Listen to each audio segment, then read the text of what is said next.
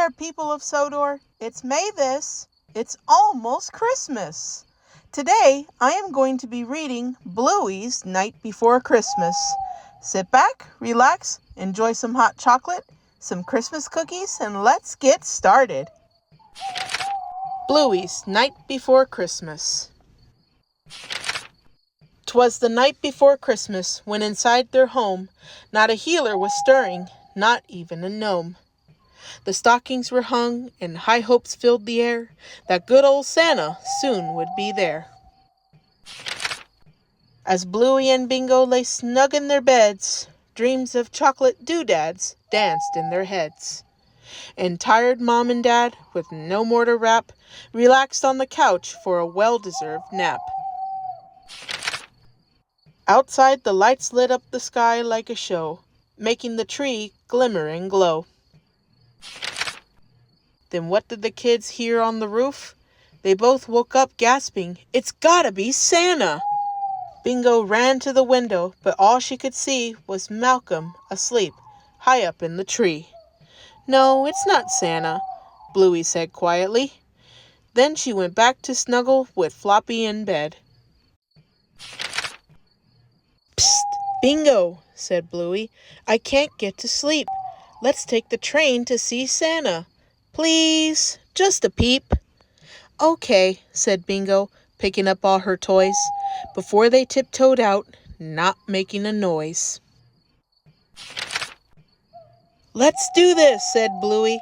"We'll find Mom and Dad first." Into the living room, the Christmas train burst.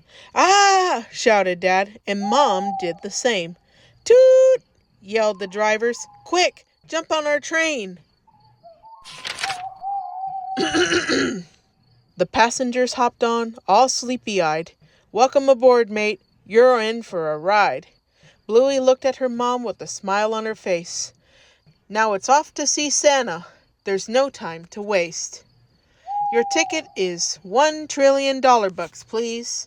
"How much?" gasped Dad. Do you accept cheese?" "Sure thing," said the driver. "Have an awesome trip. Here's some crackers," added Dad. "You can have for a tip."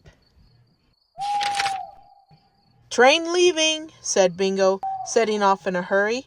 "Hold on," cried Dad, trying to keep down his curry. "Brrr," shivered Mom from the blast of cold air. "Next stop's the North Pole to pick up a bear." "This new passenger seems quite cranky," said Mom. "Roar!" the bear growled while biting Dad's bum. "The poor fella's just hungry," Bingo said, feeding him pie.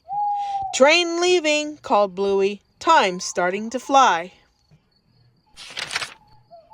Spotting something ahead, Dad yelled, "Ah! What's that?" "Don't worry, mate. It's just Boopsy crossing the track." "Watch out!" yelped Mom as they slammed on the brake. "Train stopping," said Bingo, then picked up the snake. As the train chugged along, it started to wobble. Boopsy and the bear were having a squabble, with a grrr and a hiss, then a bish, bash, and buff. "Train stopping," called Bluey, and kicked the pair off. Though the drivers were tired, they needed to race. To catch Santa now, they had to pick up the pace.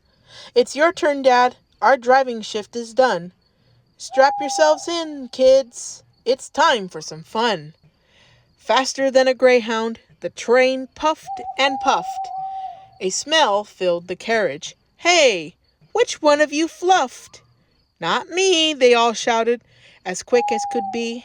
"It must be the fairies," Dad giggled. "Tee-hee." "Train stopping," said Dad as he started to slow. "Wait, what?" shouted Bluey. "We must go, go, go." "Your driver," said Dad, "needs to take a dunny break." "There's no time," said Bluey.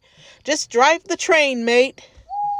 As the train passed the station, it picked up a pet.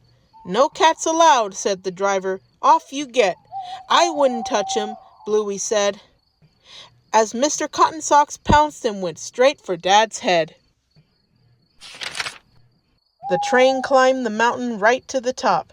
At its final destination, it ground to a stop.